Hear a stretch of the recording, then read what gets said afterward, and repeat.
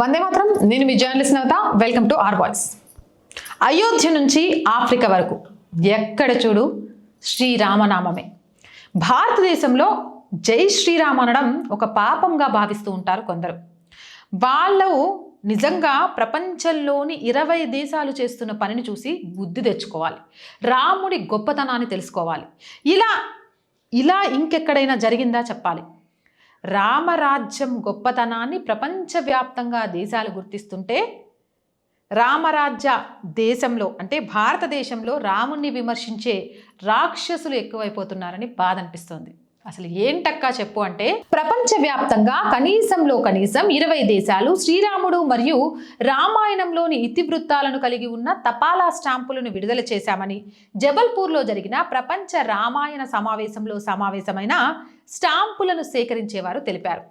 వారు చెప్పిన దాని ప్రకారం ఈ స్టాంపులపై రాముడు సీత మాత్రమే కాదు, రావణుడు, మేఘనాథుడు కూడా ఉన్నారు.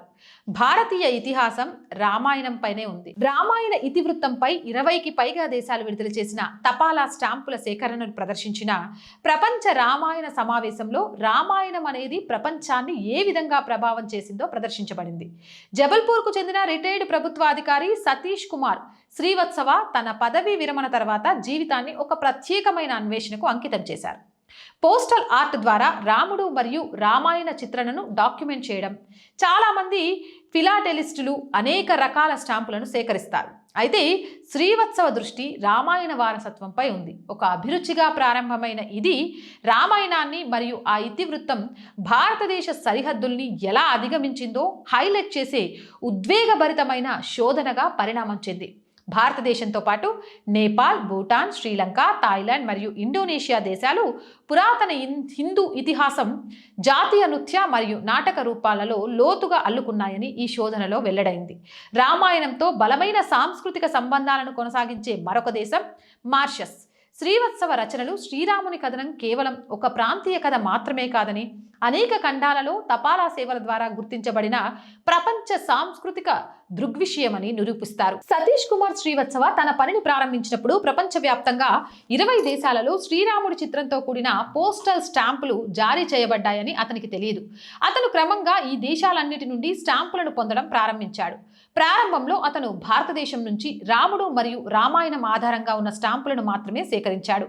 నేపాల్ శ్రవణ కుమార్ పై పోస్టుల స్టాంపును విడుదల చేసింది.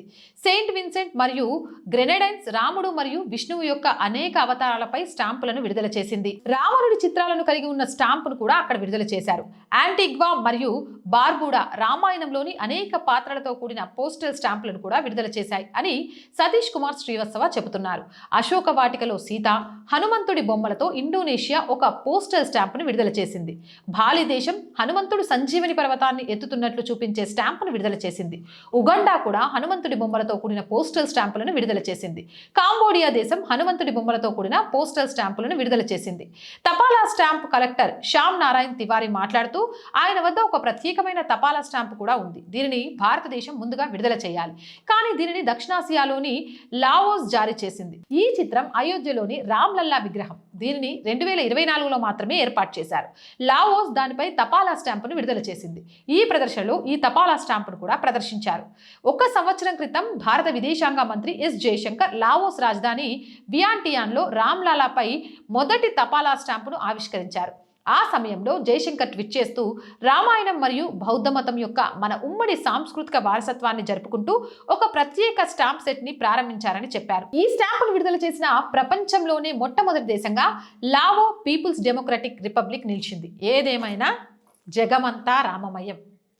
రాముడు రామనామం చేరని మూల లేదు, రాముడి పేరు తలుచుకొని జీవి లేడు. అవునంటారా కాదంటారా? మీ అభిప్రాయం ఏంటి? కామెంట్ సెక్షన్లో పెట్టండి.